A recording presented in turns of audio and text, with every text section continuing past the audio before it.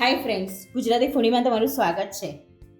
આજે આપણે એક સરસ મજાની ફરી પાછી શિયાળુ વાનગી લઈને આવી ગયા છીએ. હાંડવો તો તમે બધાએ ખાધો જ હશે, પણ હંમેશા દાળ ચોખાનો કે રવાનો કે એવી રીતે તમે ખાધો હશે. પણ આજે આપણે બાજરા મેથીનો હાંડવો બનાવવાના છે. તો ચલો જોઈ લઈએ કેવી રીતે બને છે.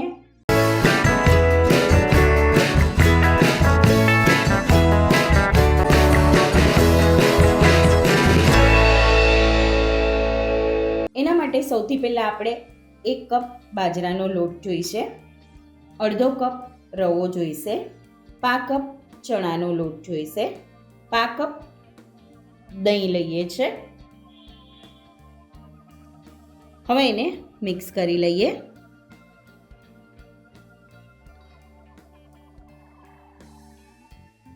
થોડું થોડું કરી અને એમાં આપણે પાણી એડ કરીએ છીએ.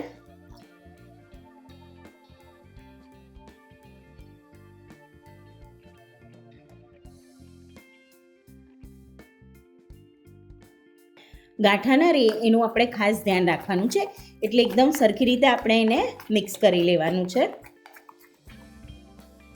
આવું ઘટ્ટું ખીરું રાખવાનું છે. હવે આપણે એને 10 મિનિટ માટે રેસ્ટ આપીએ છીએ. 10 મિનિટ થઈ ગઈ છે. હવે આપણે એમાં 5 કપ ગાજર લઈએ છીએ, 5 કપ દૂધી લઈએ છીએ. અહીંયા મેં ગાજર અને દૂધીને ખમણીને લીધા છે. 5 કપ મેથી લઈએ છે,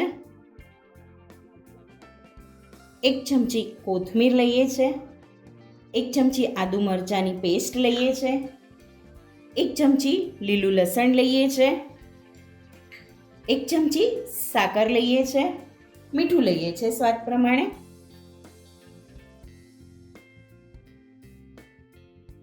અડધી ચમચી લાલ મરચું લઈએ છે, 5 ચમચી હળદર લઈએ છે, અડધી ચમચી ધાણા જીરું લઈએ છે,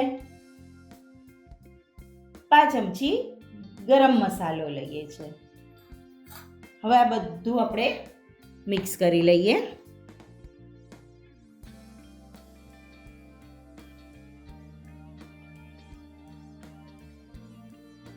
દસ મિનિટ આપણે રેસ્ટ એટલા માટે આપ્યો હતો કે જેથી કરીને રવો ફૂલી જાય અને હાંડવો એકદમ સરસ બને.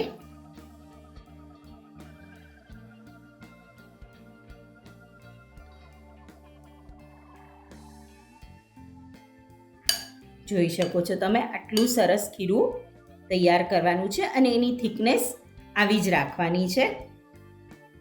હવે એને સોફ્ટ અને ફૂલેલો બનાવવા માટે આપણે 1 પેકેટ ઈનો એડ કરીએ છીએ.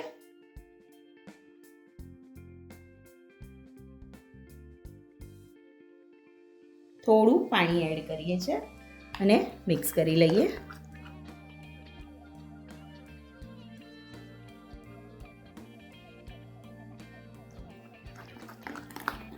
ખીરું તૈયાર છે. હવે આપણે આગળની પ્રોસેસ કરીએ. હવે આપણે હાંડવાને વઘારી લઈએ. અહીંયા હું શીંગ તેલ લઉં છું. 1 ચમચી તેલ લઈએ છે.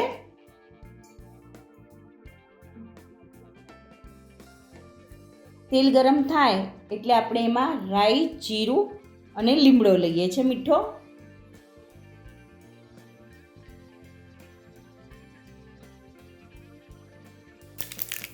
હવે આપણે એમાં 1 ચમચી તલ લઈએ છે અને તૈયાર કરેલું ખીરું એડ કરીએ છે. ને નાના નાના મસ્ત મજાના હાંડવા ઉતારી લઈએ છે.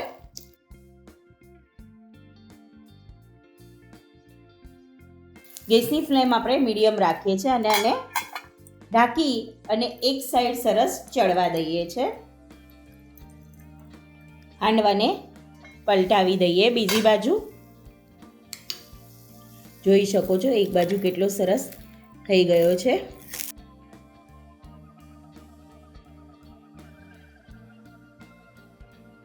એક ચમચી જેટલું તેલ લઈએ છે. હવે પલટાવી દઈએ છે.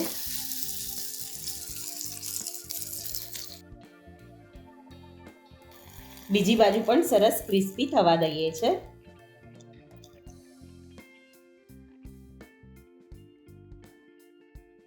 હાંડવો સરસ થઈ ગયો છે. હવે આપણે એને બહાર લઈ લઈએ. તમે જોઈ શકો છો બંને બાજુથી સરસ થઈ ગયો છે. તો છે ને સરસ મજાનો ઇન્સ્ટન્ટ હાંડવો, ન દાળ ચોખા પલાળવાની ઝંઝટ કે ન આથો લાવવાની ઝંઝટ. તો સરસ મજાનો હાંડવો તૈયાર છે. મળીએ નવી રેસીપી સાથે. ત્યાં સુધી સ્વસ્થ રહો, મસ્ત રહો અને ખાતા રહો. અને હા, લાઈક, શેર અને સબસ્ક્રાઈબ કરતા રહેજો. Thank you. લાઈક કરો, શેર કરો, સબસ્ક્રાઇબ કરો.